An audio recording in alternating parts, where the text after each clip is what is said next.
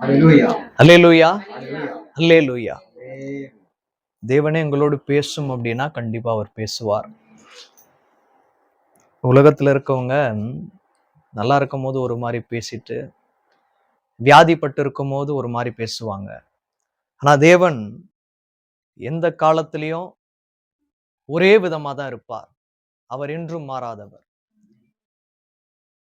என்ன வார்த்தை கொடுக்கணும், எப்போ என்ன மன்னாவை கொடுக்கணும்னு தேவனுக்கு தெரியும்.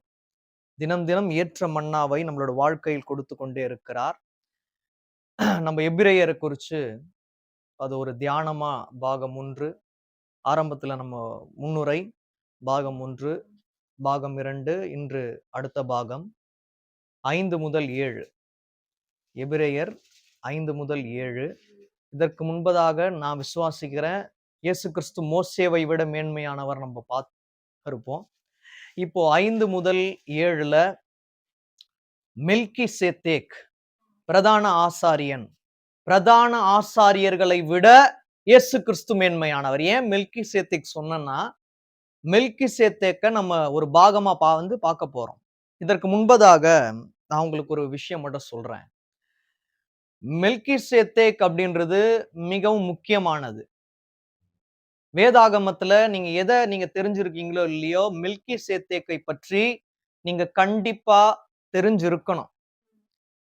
இப்ப நீங்க எபிரேயர் பாகம் 3க்குள்ள போறதுக்கு முன்பதாக, இது எப்படியும் யூடியூப்ல கண்டிப்பா வரக்கூடிய நாட்கள்ல அப்லோட் செய்யப்படும்.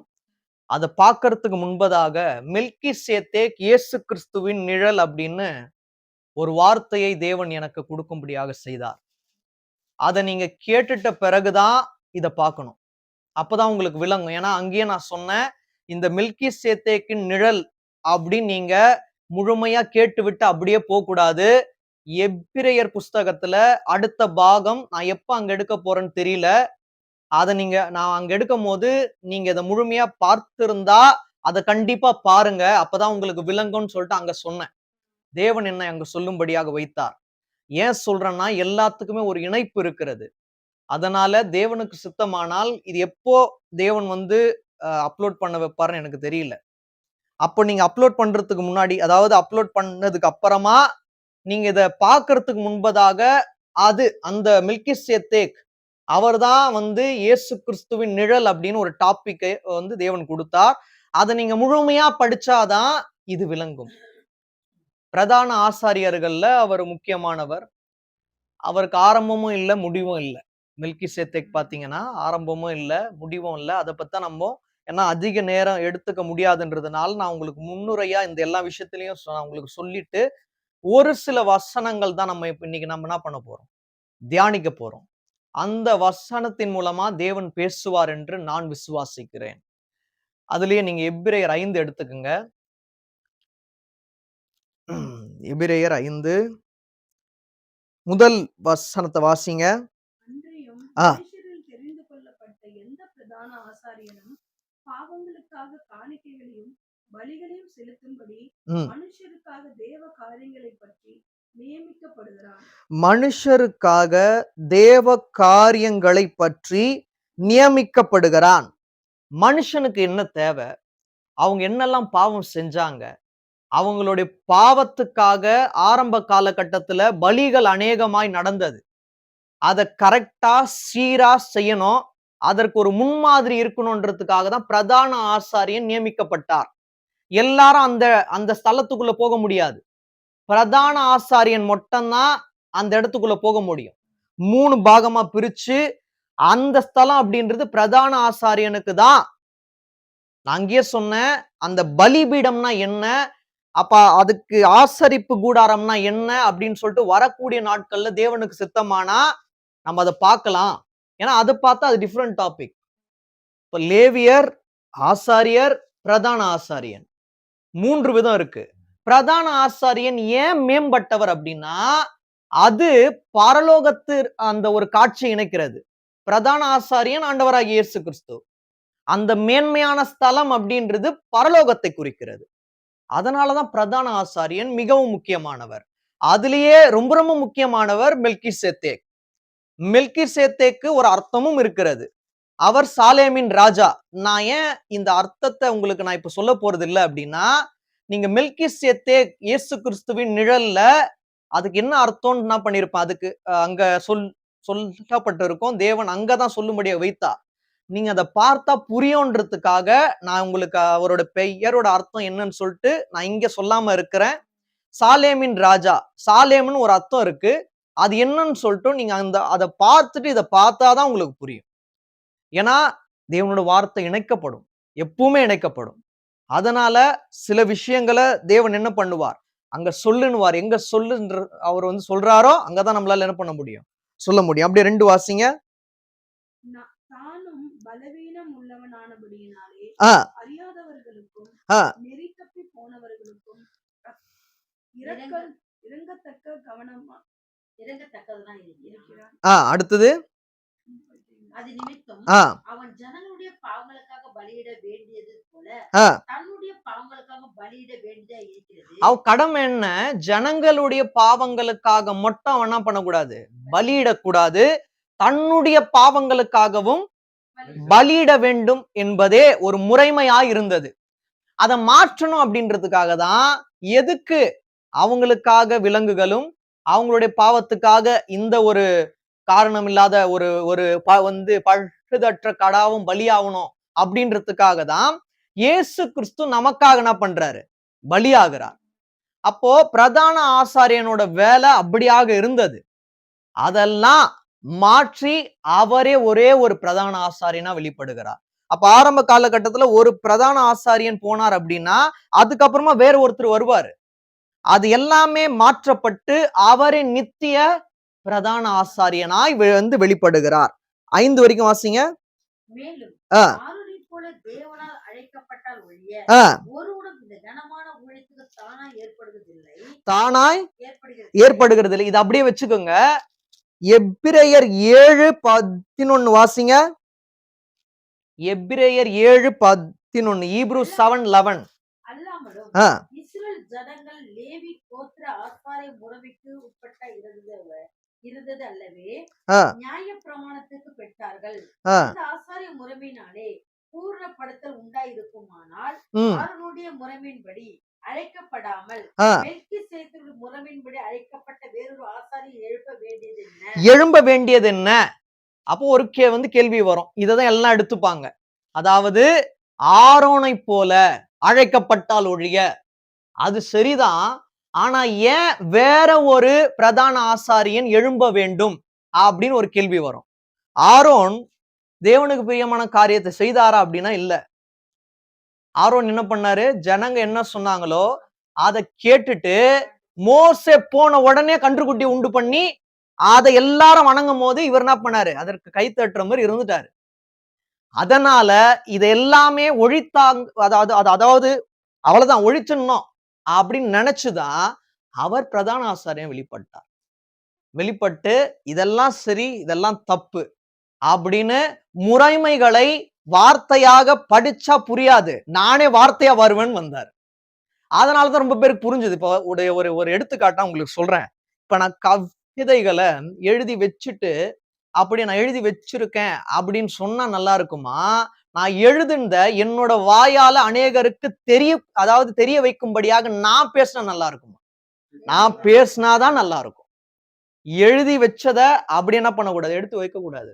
தேவன் ஒரு தாளந்தை கொடுக்கிறாரு, தேவனுக்காக தான் எழுதுறோம். யாரோ எதுக்கோ எழுதுறாங்க, அவருக்காக எழுதும் போது அதை என்ன பண்ணணும், நம்ம பயன்படுத்தணும், ஆவியின் வழி பயன்படுத்தணும். கேட்கணும்ப்பா, இந்த கவிதையில இந்த இடம், இந்த வார்த்தை, இதற்கு என்ன அர்த்தம், நீங்க எனக்கு என்ன பண்ணுங்க, வெளிப்படுத்துங்க. அர்த்தம் தெரியாம நாளைக்கு யாராச்சும் தம்பி இவ்வளவு கவிதை போடுறீங்க, இதுக்கு என்ன அர்த்தம்னு கேட்டா நான் என்ன பண்ண சொல்லணும். அதனாலதான் ஒரு வார்த்தைக்கும் பல அர்த்தங்கள் இருக்குது. கோல்டன் வாட்டல் பூக்கள் எல்லாம் தன் வாசனையால் அப்படின்லாம் வரும். கோல்டன் வாட்டல் என்னன்னு கேட்டா ஆஸ்திரேலியாவோட நேஷனல் ஃபிளார்னு எனக்கு சொல்ல தெரியணும். தெரியலன்னா நான் என்ன பண்ணக்கூடாது, அந்த வார்த்தை எழுதக்கூடாது. அப்ப அதுக்கு ஒரு அர்த்தம் இருக்கு. அதற்கு ஆவிக்குரிய அர்த்தம் என்ன பண்ணணும், நான் லிங்க் பண்ணி சொல்லணும். அப்படி சொல்லும் போதுதான் விளங்கும். அப்போ வார்த்தையாய் இருந்த ஒரு முறைமைகளை அவரே முழு உருவமாய் முழு வார்த்தையாய் வந்து அனைவருக்கும் என்ன பண்ணாரு? போதிச்சார். அப்போ ஆரோனை கொண்டு தேவன் வெளிப்படணும்னு ஆசைப்பட்டாரு. அதற்கு ஆரோன் இடம் கொடுக்கல. அப்போ ஃபுல்ஃபீட்ல நின்னு ஆரோனை போல் அழைக்கப்பட்டால் ஒழிய அப்படின்னு அந்த ஒரு வார்த்தையை சொல்லுவது சரிதான். ஆனா ஆரோனை போலயே வாழ்ந்துடக்கூடாது. ஜனங்களோட பேச்சை கேட்டு தாழ்ந்திருக்கும் போது நம்மள ஏசி நம்மள என்ன பண்ணுவாங்க? பேசதான் செய்வாங்க. தாழ்மையா பேசதான் செய்வாங்க. அதெல்லாம் காதுல வாங்க கூடாது அப்படின்றதுக்காக தான் இந்த வார்த்தை. அந்த பிரதான ஆசாரியன் என்ன சொல்றாரு? இப்ப நம்ம நல்லா படிக்கிறோம்னு வைங்க, நீங்க ஃபெயில் ஆயிடுவீங்கன்னு சொன்னா நல்லா படிச்சுட்டு இருந்த பொண்ணு கூட அதை தான் யோசிப்பாங்க. ஒருவேளை ஃபெயில் ஆயிடுவானோ அப்படிதான் யோசிக்க தோணும். அப்படிதான் பிசாசு கொண்டு போவோம். அதெல்லாம் மாத்தணும்னு தான் இயேசு கிறிஸ்து வெளிப்பட்டார். ஆரோனோட வழியில போனா ஆரம்பம் நல்லா இருக்கும். ஒரு இக்கட்டான சூழ்நிலை வந்தா இவ்வளோ கஷ்டம் வருது, நான் ஊழியம் செய்யணுமான்னு எண்ணம் கொண்டு வந்துருவான் பிசாசு. ஆனா அவரை போல அழைக்கணும், அழைக்கப்படணும் அப்படின்றதுதான் இங்க குறிக்குது. மறுபடியும் வாசிங்க, எப்ப புரியும் உங்களுக்கு? அல்லாமலும் ஜனங்கள் லேவி கோத்திர ஆசாரிய முறைமைக்கு உட்பட்டதா இருந்தது அல்லவோ நியாய பிரமாணத்தை பெற்றார்கள். அந்த ஆசாரிய முறைமையினாலே பூர்ணப்படுத்தல் உண்டாயிருக்குமானால் ஆரோனுடைய முறைமையின்படி அழைக்கப்படாமல் மெல்கிசேதேக்கினுடைய முறைமையின்படி அழைக்கப்பட்ட வேறொரு ஆசாரி எழும்ப வேண்டியது என்ன? அப்போ நீங்க கேட்கலாம், அப்போ வெளிப்படையாவே இயேசு கிறிஸ்து என்ன பண்ணிருக்கலாம்? இவங்க எழுதிருக்கலாமே, ஏன் மெல்கிசேதேக்கை இணைச்சு எழுதுறாங்க அப்படின்னா, மெல்கிசேதேக் இயேசு கிறிஸ்துவின் நிழல். அப்படின்னா அவரை நீங்க இயேசு கிறிஸ்துவா கூட நினைச்சுக்கலாம். கிட்டத்தட்ட பழைய ஏற்பாடுலாம் உங்களுக்கு இப்ப எடுத்துக்காட்டு, ஒரு சில எடுத்துக்காட்டு மட்டும் சொல்றேன், உங்களுக்கே புரியும் பாருங்க. அதே 7:17 வசனம் வாசிங்க. நீர் மெல்கிசேதேக்கின் முறைமையின்படி என்னென்றைக்கு ஆசாரியர் இருக்கிறீர் என்று சொல்லிய சாட்சிக்கு தக்கதாக அழியாத ஜீவனுக்குரிய வல்லமையின்படி ஆசாரியர். இதுல அந்த வார்த்தையை கோடு போட்டு வச்சுக்கோங்க. சொல்லிய சாட்சிக்கு தக்கதாக அப்படின்னு என்ன அர்த்தம்? சொல்லிய சாட்சிக்கு தக்கதாக அப்படின்னா எங்கேயோ சொல்லி இருக்கிறாங்க, அந்த சாட்சி இங்க உறுதிப்படுத்தப்படுது. கன்ஃபார்மா நீங்க தான் மான்வாங்கல்ல. இப்ப ரிஜிஸ்ட்ரேஷன் ஃபார் எக்ஸாம்பிள், இப்ப நீங்க +2 பாஸ் பண்ணிட்டு காலேஜுக்குள்ள போறீங்க அப்படின்னா, இந்த காலேஜ்ல உங்களுடைய பெயர் இணைக்கப்பட்டுருச்சு கன்ஃபார்ம் அப்படின்றாங்கல்ல, அதுதான் உறுதியாக்கப்படுதல். அப்படி இங்க என்ன பண்ணிருக்காங்க? அதை உறுதியா சொல்லி இருக்கிறாங்க. ஆனா இதை பார்க்கணும் அப்படின்னா இதோட வேர் எங்க இருக்குன்னு நம்ம பார்க்கணும். சங்கீதம் 110:4. சங்கீதம் 110:4.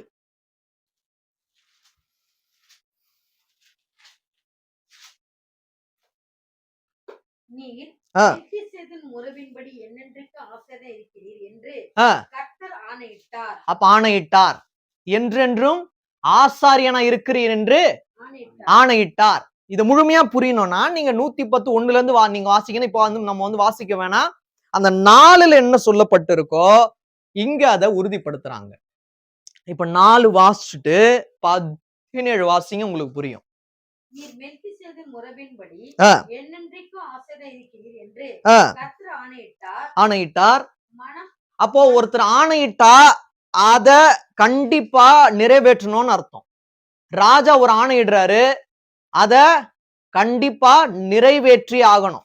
அது நிறைவேற்றப்பட்டதா அப்படின்னா இயேசு கிறிஸ்து பிறப்பின் மூலமாய் அது நிறைவேற்றப்பட்டது. அவரே பிரதான ஆசாரியன்.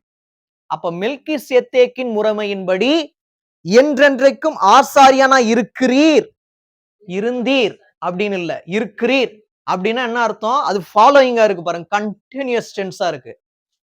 அப்படின்னா என்ன அர்த்தம்? அவர் இருந்துட்டே இருக்கிறார், இப்போ இருக்கார், அப்போ இருந்தாரு, இப்போ இருக்காரு. அப்ப மெல்கிசேதேக்கின் மூலமாய் அவர் வெளிப்படுகிறார்.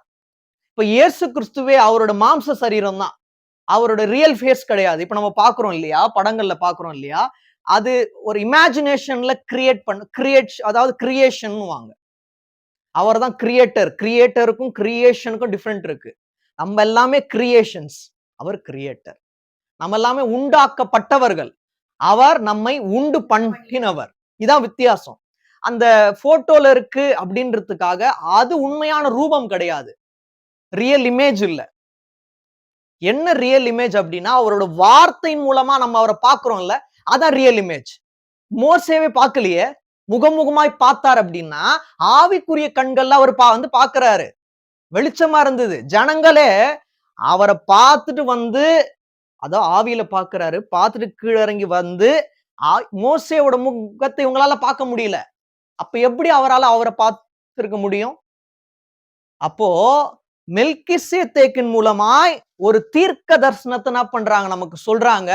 இயேசு கிறிஸ்துவின் பிறப்பு, அவரே பிரதான ஆசாரியனா இருப்பார் அப்படின்னு ஒரு கன்ஃபர்மேஷன் ஆனது. இப்ப 17 படிங்க, அடுத்த வசனமும் படிங்க. நீர் மெல்கிசேதேக்கின் முறையின்படி ஆ. என்னென்றைக்கு ஆசாரியர் இருக்கிறீர் என்று சொல்லிய சாட்சிக்கு தக்கதாக அழியாத ஜீவனுக்குரிய வல்லமையின்படி ஆசாரியர் இருக்கிறார். இந்த வார்த்தை எல்லாம் எந்த ஆசாரியனுக்கும் சொல்லப்படல. என்ன? அழியாத ஜீவனுக்குரிய வல்லமையின்படியே ஆசாரியன். யாருமே இந்த வார்த்தையை பெற்றுக்கொள்ளல.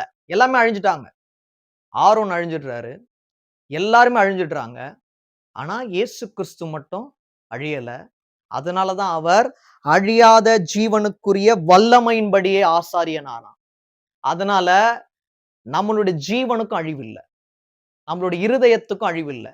ஏன்னா அந்த பிரதான ஆசாரியன் இங்கதான் ஜீவிக்கிறார், வேற எங்கேயும் இல்லை.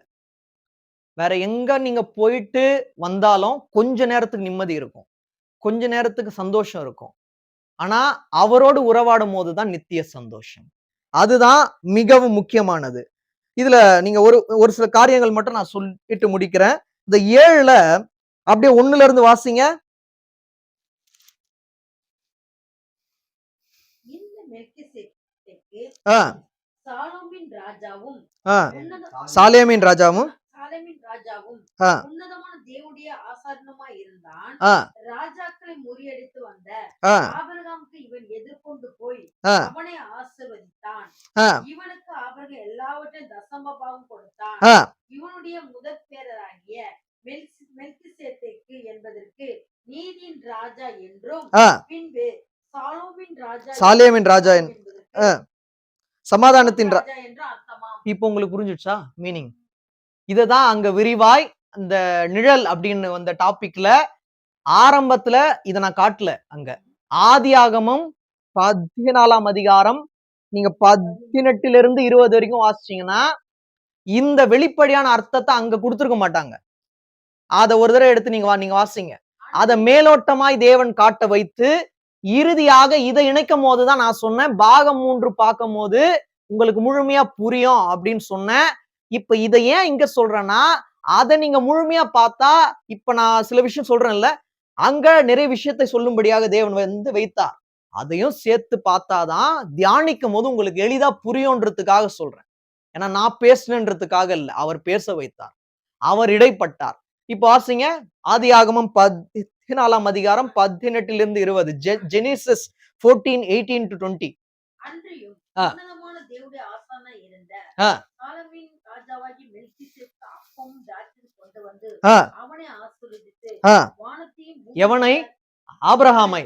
அதாவது மறைமுகமா இருக்கு பாருங்க அந்த வார்த்தை. ஏன் அப்படின்னா இதுல ஆரம்பத்துல இருந்து வாசிச்சா உங்களுக்கு முழுமையா புரியும். அப்படியே வாசிங்க.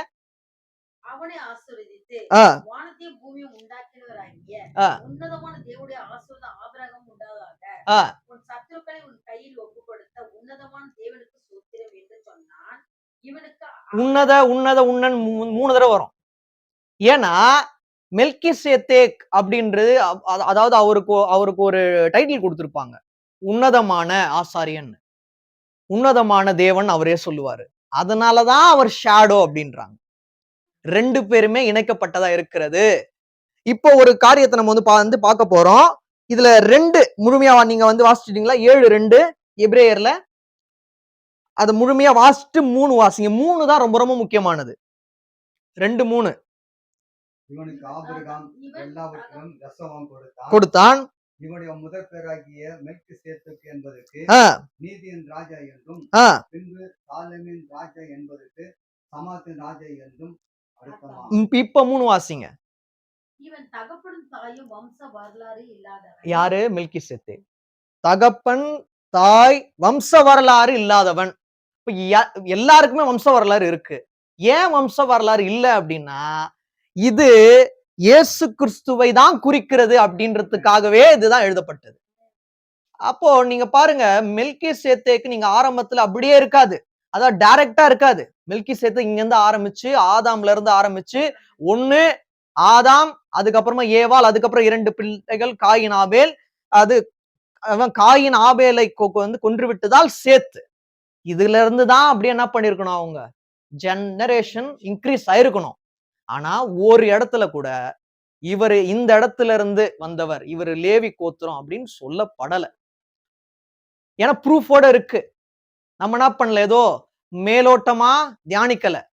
வசனம் இருக்கு. இவன் தகப்பனும் தாயும் வம்ச வரலாறு இல்லாதவன், இவன் நாட்களில் துக்கமும் துவக்கமும் ஜீவனின் முடிவு உடையவனாயிராமல். அப்போ இதுதான் ரொம்ப ரொம்ப முக்கியமானது. பிகினிங்கும் இல்ல, எண்டிங்கும் இல்ல. நமக்கு தெரியும், 2 பேர் தான் தெரியும். ஏனோக்கு தெரியும், அவர் டைரக்டா மரணம் இல்லாம எடுத்துக்கொள்ளப்பட்டாரு. அப்புறம் எலியா, 3வது ஒருத்தர் இருக்காரு, மரணம் காணாமல்.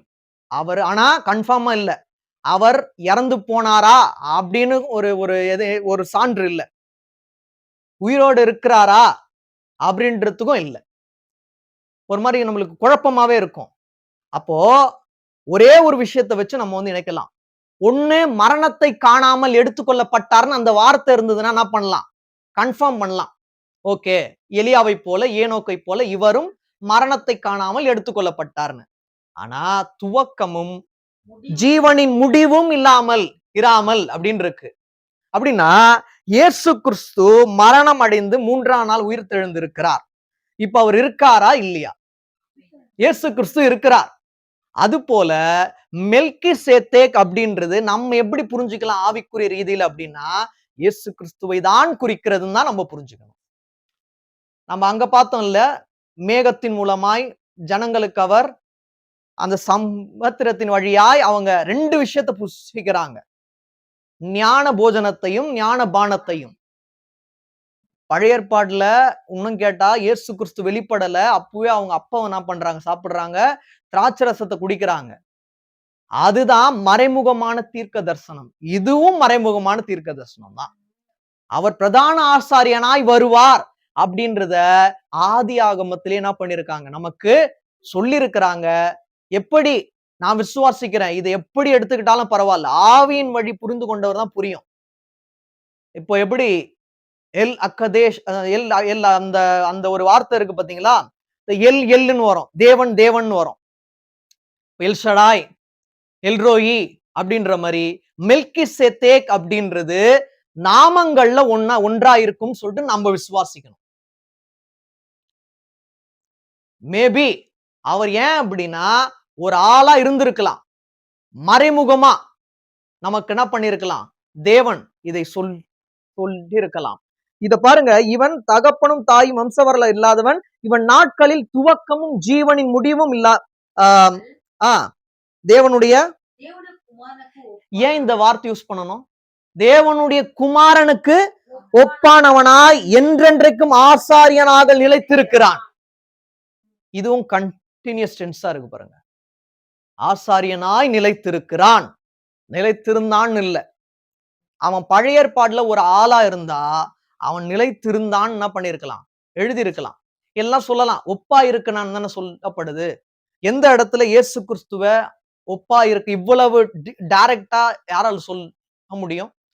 அப்போ மெல்கி சேத்தேக் ஒப்பானவன், குமாரனுக்கு ஒப்பானவன்னா இயேசு கிறிஸ்து ஒப்பானவன். அவரையே என்ன பண்றாங்க, அவங்க உயிர் தெழுந்ததுக்கு மகதலேனா மரியாள், மேரி மேக்டலின், அவரை பார்த்து தோட்டக்காரர் என எண்ணின்னு வரும். அவங்களுக்கே தெரியல, முகம் வேறுபடுகிறது. மகிமையின் சாயல்ல இருக்காரு அவரு, மாம்ச சாயல்ல இருந்தவர் மகிமையின் சாயல்ல இருக்காரு. அவரோட ரியல் ஃபேஸ் யாரும் பார்க்க முடியாது. அப்போ மாற்றப்படுகிறது. அப்போ மெல்கி சேத்தேக் மூலமாய் ஆபிரகாமுக்கு சில விஷயம் புரிய வருது. அது டோட்டல் வேற டாபிக். அப்படி போனோம்னு வைங்களா, அது டோட்டலா வேற டாபிக்கா இருக்கும். இப்பதான் நமக்கே புரியும். இதை தியானிக்கும் போதுதான் பைபிள் அப்படின்றது சாதாரண ஒரு புஸ்தகம் அல்ல, இதோட அப்ரிவேஷன் மட்டும் நம்ம படிச்சுப்போம். Basic information before leaving earth, இது தெரிஞ்சிடும். ஆனா இது கொஞ்சம் நம்ம ஆழ்ந்து பார்த்தோம்னு வைங்களேன், நமக்கே குழப்பமா இருக்கும். ஆனா தேவன் நம்மளுக்கு அதுல இருக்கிற ஆழங்களை விளக்கினா மட்டும்தான் நமக்கு வந்து புரியும். 4 வாசிங்க. இவன் எவ்வளவு பெரியவனாய் இருக்கிறான் பாருங்கள். கோத்திர தலைவனாகிய ஆபிரகாம் முதலாய் கொலையிடப்பட்ட பொருட்களில் இவனுக்கு தசமம் கொடுத்தான். லேவியின் புத்திரரில் ஆசாரியத்துவத்தை அடைக்கிறவர்களும் ஆபிரகாமின் அறையில் இருந்து வந்த தங்கள் சகோதரனான ஜனங்களின் கையிலே நியாய பிரமாணத்திற்கு தசமமாக வாங்குறதற்கு கட்டளைப்பட்டு இருக்கிறார்கள். ஆகிலும் வம்ச வரிசையில் வராதனுமாகி இவன் ஆபிரகாமின் கையில் தசமமாக வாங்கி வாக்கு தத்தங்களை பெற்றவனை ஆசீர்வதித்தான். ஒருத்தனால ஆசீர்வதிக்க முடியும் அப்படின்னா முழுமையா வாக்கு தத்தங்களை பெற்றவர்களை ஆசீர்வதிக்க முடியும்னா அது தேவனால மட்டும்தான் முடியும், வேற யாராலையும் முடியாது. அப்போ நீங்க இப்படி எடுத்துக்கூடாது. எப்படி எடுத்துக்கூடாதுன்னா, நிறைய பேர் எப்படி சொல்லுவாங்கன்னா, மெல்கிசேதேக் அப்படின்றது ஒரு ஆள், தனிப்பட்ட ஆள். அதால நீங்க என்ன எடுத்துக்கூடாதுன்னா, டைரக்டா அவர் ஒரு ஆளா இருப்பார்னு எடுத்துக்கூடாது. அதுக்குன்னு அவர் தான் தேவன்னு எடுத்துக்கூடாது. என்னன்னா ஒரு எடுத்துக்காட்டா சொல்றாங்க. ஃபார் எக்ஸாம்பிள் பிதா குமாரன் பரிசுத்தாவி 3 பேருன்னு சொல்றாங்க. 3 பேரான்னு கேட்டா இல்ல, அவர் ஒருத்தர் தான், அவ்வளவுதான். அந்த நாமங்கள்ல இருக்கிற பவரை மட்டும் தான் எடுத்துக்கணும். ஒண்ணுத்துக்கும் ஒரு அர்த்தம் இருக்கு. அடோனாயி ரோஹினா ஒரு அர்த்தம் இருக்கு, அதை மட்டும் தான் எடுத்துக்கணும். அப்ப அந்த மெல்கிசேதேக்ல உன்னதமான ராஜா, சமாதானத்தின் ராஜா, சாலமின் ராஜானா சமாதானத்தின் ராஜா. அப்ப சமாதானத்தின் தேவனா எங்களோடு இருங்கப்பா, அப்படி எடுத்துக்கணும். எல்லாத்தையும் நம்ம என்ன பண்ணக்கூடாது, எடுத்து நம்மள கன்ஃபியூஸ் பண்ண ரொம்ப பேர் வருவாங்க. அதான் நான் எப்பவுமே சொல்றது, கன்ஃபியூஷனா ஒரு நாளும் பைபிள் இருக்காது. கன்ஃபியூஷன் ஆகுதுனாலே நம்ம சரியா தியானிக்கலன்னு அர்த்தம். சரியா தியானிச்சா கன்ஃபியூஷன் ஒரு நாள் ஆகாது. 6, 7 மட்டும் வாசிங்க. 7 வாசிங்க. சிறியவன் பெரியவனாலே ஆசீர்வதிக்கப்படுவான், அதற்கு சந்தேகம் இல்லை. அப்படின்னா என்ன அர்த்தம்? சிறியவன் பெரியவனாலே. அப்ப யார் சிறியவர்கள்? நம்ம தான் சிறியவர்கள். இந்த சிறியவர்களை ஆசீர்வதிக்கணும்னா அந்த பெரியவரால மட்டும்தான் முடியும். அவர் மட்டும்தான் நம்ம என்ன பண்ணணும், ஆசீர்வதிக்கணும். இந்த இடத்துல ஆபிரகாம் சிறியவனா இருக்கலாம், மெல்கிசேதேக் பெரியவனா இருந்தார், அவர் ஆசீர்வதித்தார். அப்ப ஆபிரகாமின் வம்ச வழி அப்படியே வந்து தாவீதின் மூலமா இயேசு கிறிஸ்து வந்து இப்ப நம்ம இருக்கோம். ஆபிரகாம் அப்படின்னா நம்ம எல்லாரையும் குறிக்குது. மெல்கிசேதேக் வம்ச வரலாறு இல்லாதவன், இயேசு கிறிஸ்து குறிக்கிறது. இததான் நம்ம இணைக்கணும். அப்ப எபிரேயர்ல நீங்க 5வது சாப்டர், 6வது சாப்டர், 7வது சாப்டர் 3ல நிறைய விஷயங்கள் இருக்கு. ஆனா மையமாக மெல்கிசேதேக்கை பற்றி தான் இருக்குது. அப்படின்னா பிரதான ஆசாரியர்கள்லயே ரொம்ப ரொம்ப முக்கியமான இடத்துல மெல்கிசேதேக் இருக்கிறார். அது இயேசு கிறிஸ்துக்கு ஒப்பா இருக்கிறது. அப்படின்னா இயேசு கிறிஸ்து தான் பிரதான ஆசாரியன், வேற யாருமே கிடையாது. இதற்கு முன்பதாக யாராரவனா இருந்திருக்கலாம், இருந்தவர்கள் எல்லாமே அழிஞ்சிட்டாங்க. ஆனா தேவன் மட்டும்தான் நித்திய காலமாய் உயிரோடு இருக்கிறார். இந்த 7ஆம் அதிகாரத்துல கடைசி 2 வசனம் மட்டும் நீங்க வாசிங்க. அவர் பிரதான ஆசாரியர்களைப் போல முன்பு சொந்த பாவங்களுக்காகவும் பின்பு ஜனங்களுடைய பாவங்களுக்காகவும் நாடேறும் பலியிட வேண்டியதில்லை, ஏனெனில் தம்மைத்தாமே பலியிட்டதினால் இந்த ஒரு தரம் செய்து. நம்ம அப்ப பார்த்தோம்ல, ஜனங்களோட பாவம் தங்களோட சொந்த பாவம் அப்படிதான் இருந்தது, ஒரே தரம் தான் பலி. வாசிங்க. நியாயப்பிரமாணமானது பலவீனம் உள்ள மனுஷங்களை பிரதான ஆசாரியர் ஏற்படுத்துகிறது. அந்த வார்த்தையை மறுபடியும் வாசிங்க, ரொம்ப ரொம்ப முக்கியமான வார்த்தை, கீ வேர்சஸ். அது நியாயப்பிரமாணமானது பலவீனம் உள்ள மனிதர்களை பிரதான ஆசாரியனா ஏற்படுத்துகிறது. அப்போ மெல்கிசேதேக் ஒரு மனுஷனா இருந்தா அவர் யாரா இருந்திருப்பாரு? அது ஃபர்ஸ்ட் வார்த்தை ரொம்ப முக்கியம், வாசிங்க. பலவீனம் உள்ளவர்களை பிரதான ஆசாரியன் ஆக்குகிறது. அப்போ மெல்கிசேதேக் பலவீனம் உள்ளவர்னு சொல்லிட்டு ஒரு இடத்துல கூட இல்ல. இது இன்டைரக்டா இயேசு கிறிஸ்துவை குறிக்கிறது அப்படின்றதுக்கான ப்ரூஃப். ஒரு மனிதன் அப்படின்னு ஒரு வார்த்தை வரும். அப்போ இயேசு கிறிஸ்து ஒரு ஷேடோவா ஆபிரகாமுக்கு என்ன பண்ணிருக்காரு, வெளிப்பட்டு இருக்கிறார் அப்படின்னு தான் நம்ம எடுத்துக்கணும். அதை முழுமையா வாசிச்சு முடிச்சிருங்க. நியாயப்பிரமாணத்திற்கு பின்பு ஆ. உண்டான ஆணையினுடைய அப்ப நீங்க கேட்கலாம், நியாயப்பிரமாணத்திற்கு முன்பு, நியாயப்பிரமாணத்துக்கு அப்புறம். நியாயப்பிரமாணத்துல வார்த்தையின் மூலமாய் கீழ்ப்படிந்து சில விஷயங்களை செஞ்சாங்க. நியாயப்பிரமாணத்துக்கு அப்புறமா நியாயப்பிரமாணமே இல்லையா அப்படின்னு கேட்டா, நியாயப்பிரமாணம் முழுமையா இருந்தது. இயேசு கிறிஸ்துவே அந்த முழு தோற்றமா இருந்தார். அவரே அந்த முழு நியாயப்பிரமாணம், முழு லாவா இருந்தாரு. அதான் யாராச்சும் வந்து அவர்கிட்ட கேள்வி கேட்கும் போது, நீங்க என்ன நியாயப்பிரமாணத்துக்கு அதுல இருந்த வார்த்தைக்கு கீழ்ப்படியாம இருக்கீங்களே அப்படின்னா, நான் தான் அந்த நியாயப்பிரமாணம். ஐ அம் த லா ஆஃப் மோசஸ். மோசஸ்க்கு அந்த நியாயப்பிரமாண அதான் நீங்க புதிய ஏற்பாடுல பாத்தீங்கன்னா ஐயாம்னு வரும். ஆதியும் அந்தமும் ஆல்பாவும் மேகாவுமா இருக்கிறேன் அப்படின்னு வரும். அவர்தான், அவர் மட்டும்தான் நித்திய நியாயப்பிரமாணமா இருந்தார். அவரை நீங்க கை கொண்டு வாழுங்க. நம்மள கேள்வி கேட்கணுன்றதுக்காக ஏதாச்சும் ஒரு நியாயப்பிரமாணத்தை சொல்லுங்கன்னுவாங்க. இயேசு கிறிஸ்துன்னு சொல்லுங்க. என்ன இயேசு கிறிஸ்து சொல்லி? அவர்தான் எல்லாமே. அவரை பிடிச்சுக்கிட்டா தினம் என்ன பண்ணுவார், ஒரு நியாயப்பிரமாணத்தை எங்களுக்கு சொல்லி கொடுப்பார். ரெண்டே விஷயம், விசுவாசம் உள்ளவனாயிரு, சந்தேகப்படாமல் அவர் மேல திட நம்பிக்கையாயிரு. இதெல்லாம் அவர் கொடுத்த நியாயப்பிரமாணங்கள் தான். வித்தியாசமா கொடுக்கிறாரு. அங்க அவர் வந்து கற்பலகையில கொடுத்து அப்படி அல்ல, தினம்தோறும் வித்தியாசமா கொடுக்கிறார். நம்ம எடுத்த உடனேவே ஒரு வசனத்தை வாசிச்சுட்டு அதுல இருக்கிற ஆழங்கள் என்ன பண்ணக்கூடாது, கற்றுக்கொள்ளணும்னு போகக்கூடாது. அவரை முழுமையா ஃபர்ஸ்ட் என்ன பண்ணணும், ஏற்றுக்கொள்ளணும். ஃபர்ஸ்ட் நான் உங்களை முழுமையா ஏற்றுக்கொண்டிருக்கனா இல்லையான்னு எனக்கு தெரியல, நான் எப்படிப்பா இதை தூக்குவேன்? வாசிக்கணும், தியானிக்கிறதுக்கு முன்பதாக நீங்க ஃபர்ஸ்ட் வாங்கப்பா, முழுமையா நீங்க எனக்குள்ள வந்து நீங்க எனக்கு கற்றுத்தாங்க அப்படின்னு கேட்டா கண்டிப்பா கற்று தருவார். நான் விசுவாசிக்கிறேன். அடுத்த பாகம் எப்போ அப்படின்னு நமக்கு தெரியல, எந்த மாதம் தேவன் கொடுக்க வந்து வைப்பார் நமக்கு வந்து தெரியல.